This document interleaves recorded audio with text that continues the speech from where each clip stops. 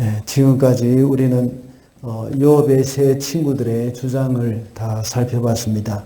세 친구들은 차례로 욥을 공격하면서 이 욥이 잘못했기 때문에 욥의 죄 때문에 그가 어려움을 당하고 있다 하는 것을 주장했습니다. 엘리바스가 먼저 말을 했고 그 말에 대해서 욥이 받아서 대답했습니다. 그리고 빌닷이 말을 하고 욥이 다시 받아서 대답을 합니다. 그리고 소발이 욥을 공격하고 욥이 다시 대답을 했습니다. 이 일이 세 차례에 걸쳐서 진행이 되었습니다. 욥의 친구들은 욥이 하나님께 죄를 지었기 때문에 하나님으로부터 벌을 받은 것이라고 주장했습니다. 그래서 욥을 위로하기 위해서 온 친구들은 오히려 욥에게 큰 상처만 남겼습니다. 오늘 우리가 봉독한 욥기 19장은 빌닷의 두 번째 주장 다음에 나온 욥의 답변입니다. 그의 대답의 핵심은 너희들은 하나님의 자리에서 나를 판단하고 있지만 나의 구원자 되시는 하나님이 나를 변호해 주실 것이라는 그런 말입니다. 그래서 욥은 구원자 되시는 하나님을 뵙기를 원했습니다. 그래서 27절에서는 욥은 내 간장이 다 녹는구나 라고 말을 합니다. 이 말을 개역 한글판에서는 내 마음이 초급하구나 하고 번역이 되어 있습니다. 다시 말하자면 나의 구원자가 오셔서 결백함을 변호해 주실 것인데 내가 그를 뵙고 싶은데 그를 기다리는 마음이 너무나도 초급하고 초조하고 답답하구나 급하구나 하는 그런 말입니다. 이런 삶에 있어서도 이런 우리의 삶에 있어서도 사람으로서는 아무도 우리를 알아줄 사람은 없습니다. 때로는 오해를 하고 우리의 선한 의도를 곡해하는 경우도 있습니다. 그러나 하나님은 우리의 진실을 알아주실 유일한 분이십니다. 우리는 그분께 나아가야 합니다. 하나님께 우리가 가서 그분께 아뢰고 또 그분의 위로를 바라고 힘을 얻어야 합니다. 그래서 오늘은 살아계신 나의 구원자라는 제목으로 말씀을 살펴보도록 하겠습니다. 첫째로 구원자가 살아계심으로 인간이 하나님의 자리에 앉아서는 안 됩니다. 22절 말씀입니다. 어찌하여 너희가 마치 하나님이라도 된 듯이 나를 핍박하느냐. 내 몸이 이 꼴인데도 아직도 성에 차지 않느냐. 욥은 자신을 비난하는 친구들을 향해서 하나님이 된 것처럼 나를 핍박하느냐라고 말을 합니다. 이 말은 앞의 말과 계속해서 연결이 되는 말입니다. 욥은 6절부터 13절까지 하나님께서 욥 자신을 치셨다라고 말하고 있습니다. 그리고 14절부터 20절까지는 하나님이 자신을 치셔서 아무도 자기를 불쌍히 여기는 사람이 없다고 말을 하고 있습니다. 하나님이 나를 치셨는데 너희들조차도 그렇게 하느냐 하는 그런 말입니다. 그렇게 말을 하면서 이 너희도 그렇게 하나님이라도 된 듯이 나를 핍박하고 있느냐 하는 그런 말을 하고 있는 것입니다. 그러면서 욥은 친구들에게 자기를 불쌍히 여겨달라고 말을 합니다. 하나님이 나를 치셨는데 너희도 하나님처럼 나를 핍박하느냐 하고 말하고 있는 겁니다. 하나님이 욥을 치셨을 때에 욥의 친구들은 욥을 진심으로 위로하고 그의 아픔에 함께 해야 마땅한 것입니다. 우리가 자주 생각하지 않습니까? 동생이 잘못해서 부모님이 야단쳐서 울고 있는데 그 형이 덩달아서 동생을 야단치거나 동생이 잘못했다고 매질을 한다면 부모님은 기분이 좋겠습니까? 부모님이 그래 잘한다 하면서 그 형을 칭찬하겠습니까? 아마 그렇지 않을 것입니다. 겉으로는 어떻게 반응을 할지 모르겠지만 아마 너나 잘하세요 하는 그런 마음으로 생각을 할 것입니다. 저의 처조카들이 어릴 때에 부모님이 오빠나 동생을 때리면 다른 한 아이가 막 울면서 오빠를 용서해달라고 막 이렇게 엄마 아빠에게 매달립니다. 또는 동생이 또 야단 듣고 막 이렇게 힘들게 부모님에게 야단 들으면 이렇게 동생을 용서해달라고 부모님께 막 매달리곤 했습니다. 이렇게 형제간의 깊은 우애를 보면서 부모님들의 마음은 이렇게 좀 흐뭇할 것입니다. 하나님도 마찬가지입니다. 욥이 고통을 당하고 있을 때에 요 친구들이 요업을 위로하기 위해서 찾아왔다면 아무 말 없이 그냥 손을 잡아주고 함께 울어주면 되는 것입니다.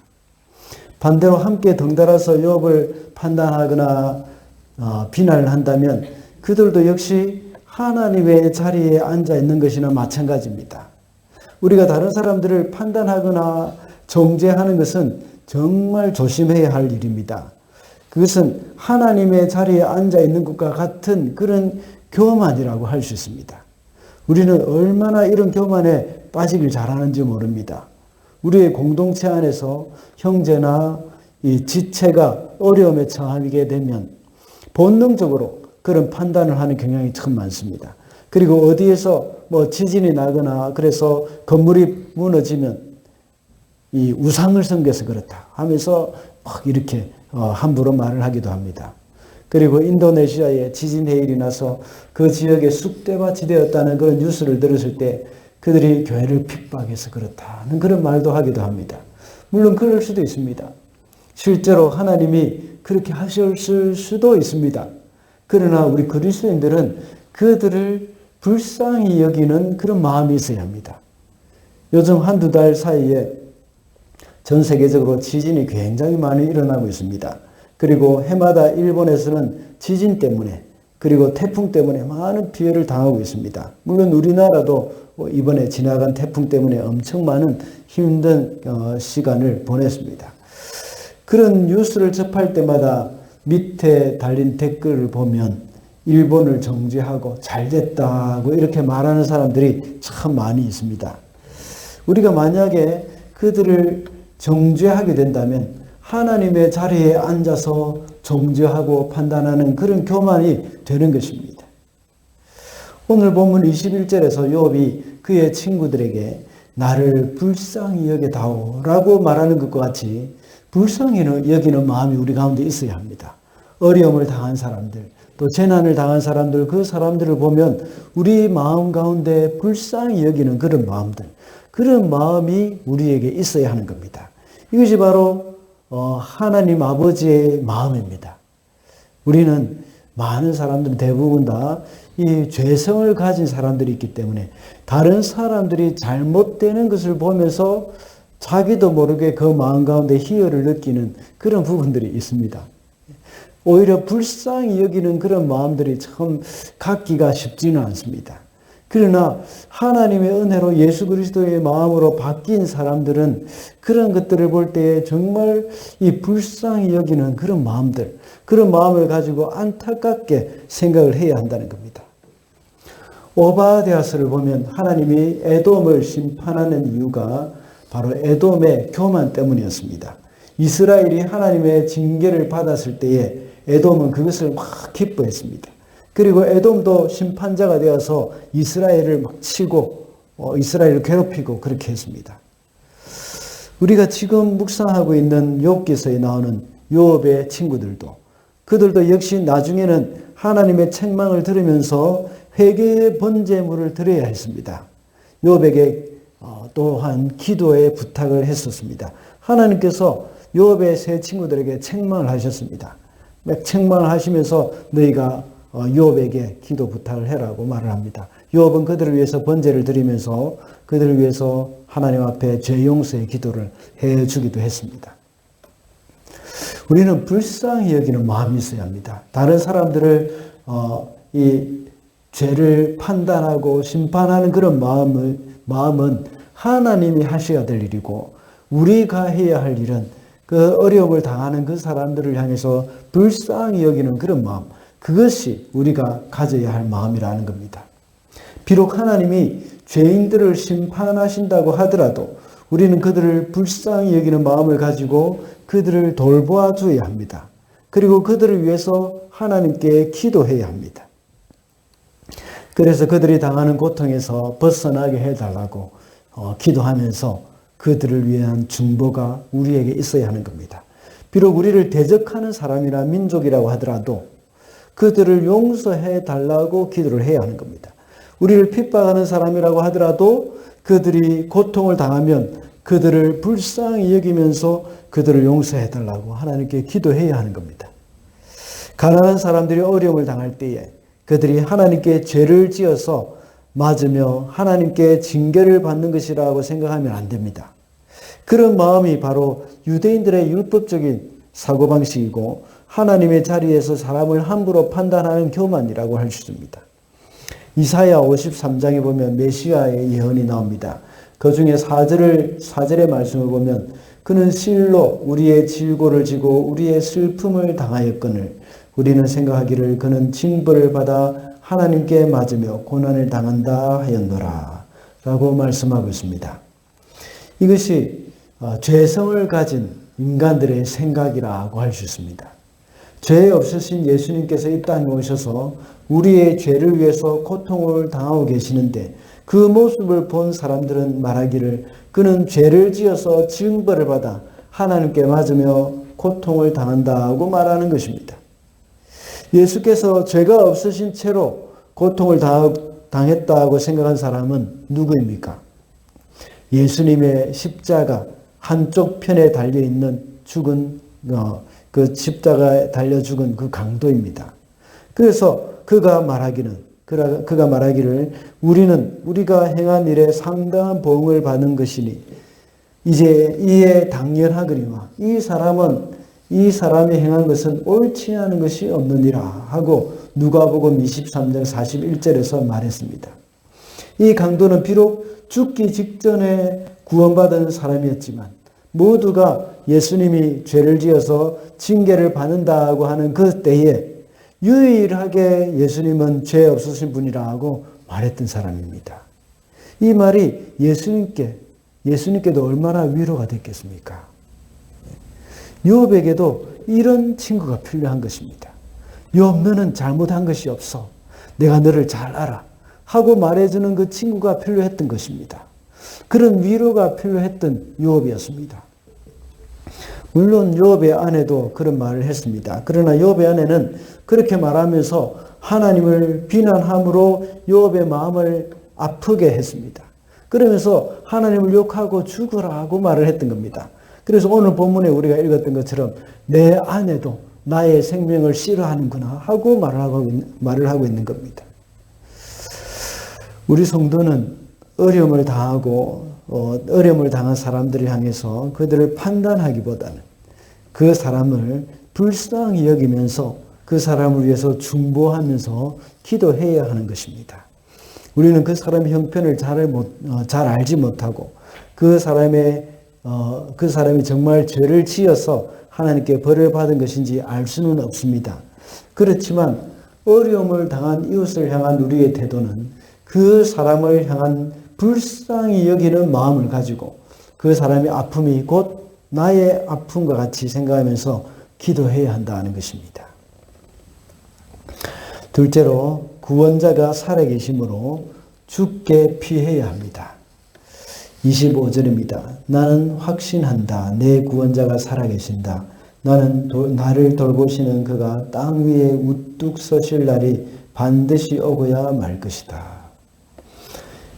방금 읽은 25절의 말씀은 26절, 27절과 함께 핸델의 오라토리오 메시아에서 가장 유명한 아리아에서 나오는 구절이죠. 오늘 우리가 처음 불렀던 찬송가 이 170장이 바로 그 내용이었습니다. 욥은 앞서 6절부터 13절까지 그 재난이 하나님께로부터 왔다는 것을 말했습니다. 그리고 하나님이 자신을 치셨다고 말을 합니다. 그런데 그는 구원자가 살아계시다고 말을 하고 있습니다. 그렇다면 자기를 치신 하나님과 그의 구원자가 다른 분이라는 그런 생각이 들 수도 있습니다. 마치 자기를 치신 하나님으로부터 욥 자신을 구원하러 오시는 또 다른 분이 계시는 것처럼 여길 수도 있습니다. 그러나 사실은 동일한 분입니다. 비록 하나님이 욥을 치셨지만 그분은 구원자로서 이 땅에 오실 것입니다. 그분은 바로 성자 제2위의 하나님 예수 그리스도를 일컫는 것입니다. 여기서 말하는 구원자라는 말은 히브리어로 고엘이라는 단어입니다. 이 단어는 정말 생각만 해도 참 은혜가 되는 단어입니다. 이 말은 타살당한 친척을 위해 대신 복수한다는 말이기도 하지만 또 가난하여서 어려움에 처한 친족, 친족의 뭐라고 할까요? 기업을 물으는 의무를 행하는 것, 그것을 말하는 것이기도 합니다. 그래서 욥기에 나타나는 사건과 같이 친족이 자식도 없이 죽었을 경우에 그 미망인과 함께 결혼을 해가지고 후사를 잇는 것을 말할 때 쓰는 단어이기도 합니다. 그렇게 하면서 그가 가지고 있었던 모든 빚 이런 것들을 다 물어주고 다 이렇게 대신 갚아주는 그러한 것입니다. 여기서 욥의 억울함을 하나님이 구속자가 되셔서 직접 해결해 주시고 그 욥의 진실성을 증언해 주는 것이라는 것을 여기서 말하는 것입니다. 그분이 바로 예수 그리스도라는 것입니다. 마치 룻이 그의 보아스를 만나서 그의 모든 어려움이 다 해결이 되어졌던 것처럼 바로 예수 그리스도로 말미암아서 욥은 마침내 그 모든 어려움이 해결되어지고 그를 위해서 예수 그리스도께서 그 메시아 구원자가 오셔서 자기를 변호해 주실 것이다 하는 그런 말씀을 여기서 하고 있는 것입니다. 비록 그때 당시는 특별 계신 성경이 완성되지 않았기 때문에 예수 그리스도의 이 강림에 대해서 명확한 지식은 없었을 것입니다. 그러나 그는 괴로움 가운데서 구원자가 나타나서 자신의 억울함을 변호해 줄 것임을 믿고 있었던 것은 분명합니다. 그래서 그는 성령으로 인해서 그분이 바로 구원자, 하나님이 친히 구원자로 오셔서 나를 구원해 주실 그분임을 그는 알게 되는 것입니다. 왜냐하면 앞에 말씀에서 나는 확신한다는 말을 통해서 그의 확신에 넘치는 표현이 막 나타나 있습니다. 그 말은 우리가 아주 잘 알고 있는 히브리 단어 야다라는 그런 말입니다. 야다. 그것은 알고 있다는 의미죠. 그런데 그냥 지식적인 알미 아니라 경험적인 안다는 것입니다. 이 말은 가장 인격적이고 체험적인 암, 확실한 그런 지식, 이것을 말하는 단어입니다. 욥은 자신을 어려운 공경에서 구원해 주실 분은 반드시 올 것이라는 것을 믿고 있었던 것입니다. 여기서 그가 땅 위에 우뚝 서실 것이라는 그런 말도 또 하고 있습니다. 여기서 말하는 우뚝 서다 하는 말도 역시 그에게 큰 위로가 되는 말입니다. 이것은 일어서다, 쿰이라는 거죠. 쿰. 이것은 특정 공동체 안에서 그 공동체 안에서 자기 의사 표명을 위해서 법정에서 누군가 이 변호를 위해서 이렇게 벌떡 일어나는 것, 그것을 말하는 것입니다. 한번 생각해 보시기 바랍니다. 아무도 자기 편이 없는 그런 상황 가운데서 욥도 마찬가지죠. 그래서 아마 모든 사람들이 그 사람을 보고 손가락질하고 정죄하는 그때에 벌떡 일어나서 아닙니다. 내가 이 사람을 잘 알고 있습니다. 하고 벌떡 일어나서 이렇게 증언을 해줄 때에 그에게는 큰 위로가 되는 겁니다. 욥은 하나님이 자신의 구원자가 되셔서 이렇게 벌떡 일어나서 서서 자기를 변호해 주실 것이다 하는 그런 것을 말을 하고 있는 것입니다. 모두가 일어나 나의 대적이 되었다고 여겨지고 아무도 나를 지지해 주는 사람이 없다고 생각될 때가 있습니다. 그럼에도 불구하고 우리에게 소망이 있는 것은 하나님이 우리 편이 되어 주시기 때문입니다. 비록 하나님이 우리를 치실지라도 도로 싸매어 주실 것입니다. 그래서 호세아 6장 11절에서는 오라 우리가 여호와께로 돌아가자. 여호와께서 우리를 치셨으나 도로 낫게 하실 것이요 우리를 치셨으나 싸매어 주실 것이라 하고 말했습니다.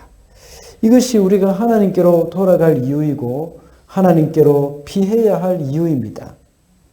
보통 아이가 말을 안 듣고 고집을 부릴 때에 부모에게 많이 매를 맞습니다.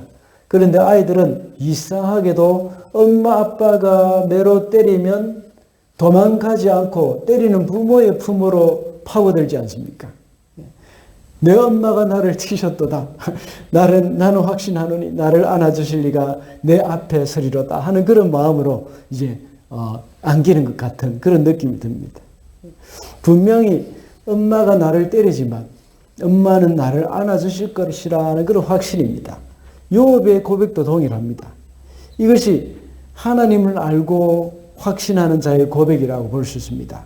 좀 전에 말씀드렸듯이 하나님을 야다로 아는 사람의 고백이라고 할 수 있습니다. 지금까지 아이가 엄마를 알고 경험한 바로는 엄마가 나를 때릴 때 형아에게 피하는 것도 아니라는 것을 그는 본능적으로 알고 있습니다. 이웃집 아줌마에게도 피해서는 안 된다는 것을 알고 있습니다. 오직 엄마가 나를 치실 때에 내가 피할 길은 엄마밖에 없다는 것입니다. 이것이 욥의 고백입니다. 오늘 우리가 읽은 본문 10절에서 욥은 이렇게 말합니다. 온몸을 두들겨 패시니 이제 내게 희망도 없다. 나를 나무 뿌리를 뽑듯이 내 희망을 뿌리채 뽑아버리셨다 하고 말했습니다. 그래서 어떻게 되었습니까? 13절부터 내 가족도 멀리 떠나게 하시니 나를 아는 이마다 낯선 사람이 되었다 하고 말합니다. 그리고 친척도 나를 버렸고 가까운 친구들도 잊었다 하고 말합니다. 자기 집에 머무르는 나그네들도 또 자기 집에 있는 여종들도 욥을 낯선 사람으로 대하고 있다고 말합니다. 심지어 종을 불러도 종들이 대답조차 하지 않는다고 말하면서 오히려 종들에게 애걸하는 신세가 되었다고 말합니다. 아내도 친형제도 어린아이들까지도 무시하고 구박한다고 말을 하고 있습니다. 이렇게 욥은 철저히 혼자가 되었습니다. 하나님께서 나를 두들겨 패셨다 하고 말을 하지만 그럴 때에 욥은 그러나 내가 달려갈 곳은 하나님이다 하는 것을 나의 구원자라고 하는 것을 그는 고백을 하고 있는 것입니다. 이럴 때 우리도 역시 욥과 같이 철저히 혼자가 된다고 여겨질 때 우리가 달려가야 할 곳은 하나님 한 분밖에 없다는 것을 잊어서는 안 되겠습니다. 우리 아무도 우리 편이 되지 않을 때 하나님이 바로 우리의 편이 되어주시고 위로자가 되어주신다는 겁니다. 그뿐만 아니라 우리에게 당하는 여러 가지 알 수 없는 원인을 알 수 없는 그런 어려움, 힘든 상황, 그런 상황이 닥쳐올 때에 우리는 바로 피해야 할 곳은 바로 주님밖에 없다 하는 것을 우리는 알 수가 있습니다. 마지막으로 구원자가 살아계심으로 주를 뵙기를 소망해야 합니다. 26절과 27절입니다. 내 살같이 다 썩은 다음에라도 내 육체가 다 썩은 다음에라도 나는 하나님을 배울 것이다. 내가 그를 직접 뵙겠다. 내 눈으로 직접 뵐 때에 하나님이 낯설지 않을 것이다. 내 간장이 다 녹는구나. 욥은 이렇게 구원자에게 소망을 갖고 있습니다. 자기가 바라고 있는 그 구원자가 지금은 당장 와서 자신의 억울함을 풀어줄 것 같지가 않아 보입니다. 그러나 그는 믿고 있었던 것입니다. 언젠가 분명히 와서 자신의 억울함을 풀어주실 것이라는 말입니다. 심지어 자신의 육체가 다 썩은 다음에라도 와서 억울함을 풀어주실 것이라는 그 고백을 하고 있습니다. 그때 그는 하나님을 직접 뵙겠다고 말하고 있습니다. 그때는 하나님이 낯설지 않을 것이라고 말을 합니다. 지금까지 욥이 말을 한 것을 볼 때에 모두가 이 자신을 낯선 사람으로 취급을 하고 있다고 했습니다. 친구들도 친척들이나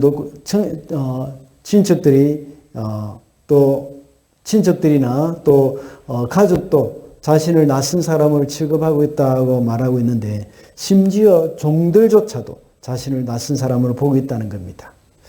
욥은 이렇게 구원자에게 이 소망을 갖고 있습니다. 자기가 바라고 있는 그 구원자가 지금은 당장 와서 자신의 억울함을 풀어주지 않는다고 할지라도 또 전혀 알지 못하는 사람, 처음 보는 사람 취급을 하는 많은 사람들이 있다고 할지라도 그러나 오직 구원자에게만 소망을 가지고 있는 겁니다. 비록 사람들이 전혀 자신을 알아주지 못하고 처음 보는 사람 취급을 하지만 그럴 때 정말 외롭고 힘이 들겠지만 또 누구도 알아주지 못하는 그 상황이지만 아무도 자신을 위로해 주는 사람이 없고 이해해 주는 사람이 없는 상황이지만 그는 오직 하나님께만 소망을 두고 있다는 겁니다. 27절에서 보면 욥은 고백하기를 하나님은 낯설지 않을 것이라고 말을 하고 있습니다. 욥이 가진 하나님에 대한 유일한 희망이었던 겁니다. 그러니 얼마나 하나님을 뵙고 싶겠습니까? 자신의 유일한 희망이며 자신의 의지할 자, 또 위로자이신 하나님을 간절히 바라는 사람이 되는 것입니다. 만약에 욥에게 친구들이 진심으로 위로를 해주고 종들이 욥의 낯선 사람 취급을 하지 않고 이렇게 욥을 잘 도와주고 섬겼더라면 욥은 이렇게 마음이 초조하고 급할 정도로 하나님의 얼굴을 뵙기를 바라는 마음이 없었을지도 모릅니다. 모든 사람이 그를 향해서 얼굴을 돌렸기 때문에 유일한 위로는 하나님뿐이라는 사실을 알고 그분만 뵙기를 바랬을 것입니다.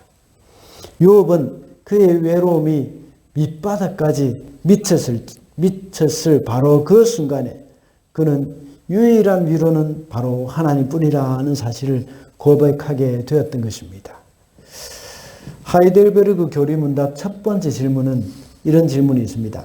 사나 죽으나 당신의 유일한 위로는 무엇입니까? 라고 묻고 있습니다. 대답은 이렇습니다. 나는 나의 것이 아니고 사나 죽으나 몸과 영혼이 모두 나의 유일하신 구주 예수 그리스도의 것입니다. 주께서 보배로운 피를 흘려 나의 모든 죄값을 치러주셨고 마귀의 권세로부터 나를 자유롭게 하셨습니다. 또한 하늘에 계신 나의 아버지의 뜻이 아니고는 나의 머리카락 하나라도 나의 머리에서 떨어지지 않는 것과 같이 주님께서 나를 항상 지켜주십니다. 실로 모든 것이 협력하여 나의 구원을 이룹니다. 내가 주님의 것이기에 주께서 성령으로 말미암아 나의 영원한 생명을 보증하시고 지금부터 나의 온 몸을 다하여 기꺼이 주를 위하여 살도록 인도하십니다. 이 얼마나 아름다운 고백입니까? 이 하이델베르그 교리문답이 굉장히 단어 선택이나 또 문장이 굉장히 수려합니다. 그런 가운데서 이런 아름다운 고백을 하는 것을 보면 참 은혜가 될 때가 많습니다. 이러한 소망을 가진 욥은 반드시 하나님을 뵐 것이라는 확신을 가지고 있습니다. 그래서 심지어 그가 죽은 후에라도 구속자를 뵙게 될 것이라는 것을 확신하고 있습니다.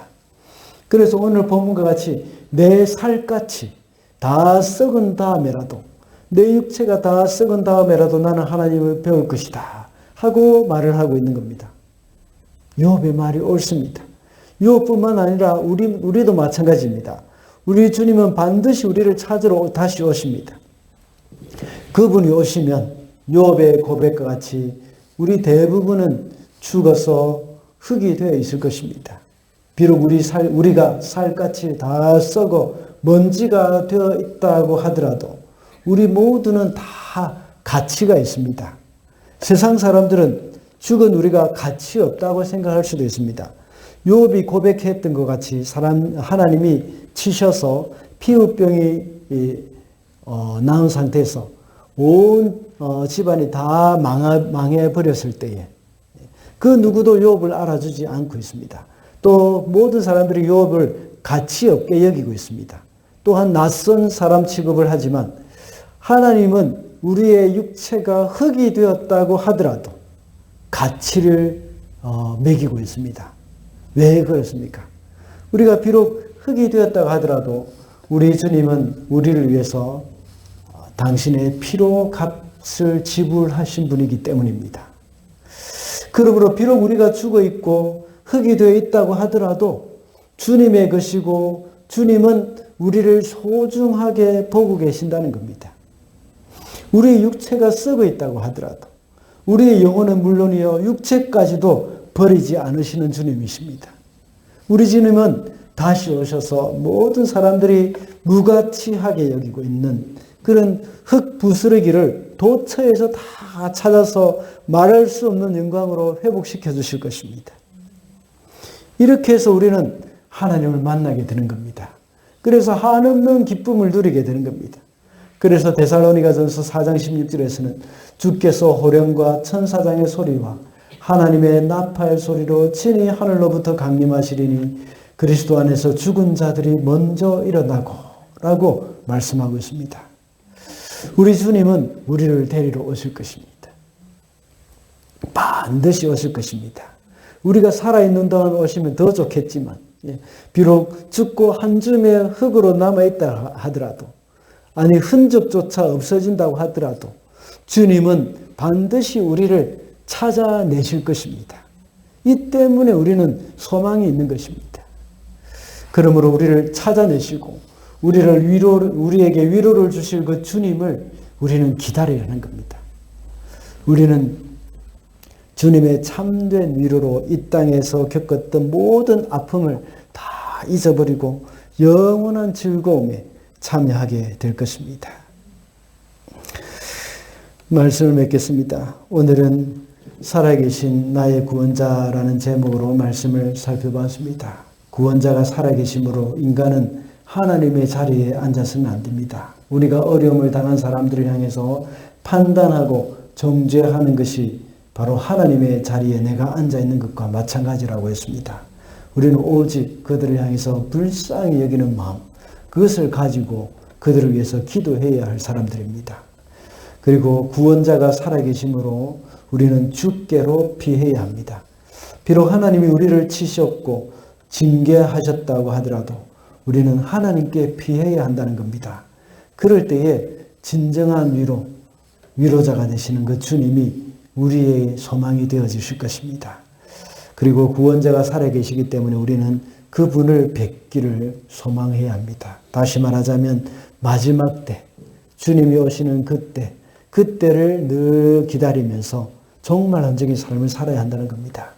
그분은 늘 먼 훗날 주님이 다시 오실 때에 우리를 분명히 찾으실 것이고 주님이 우리의 위로가 되시며 우리의 유일한 기쁨이 되실 것이기 때문에 우리는 그분을 뵙기만을 소망하며 살아야 하겠습니다. 기도하겠습니다.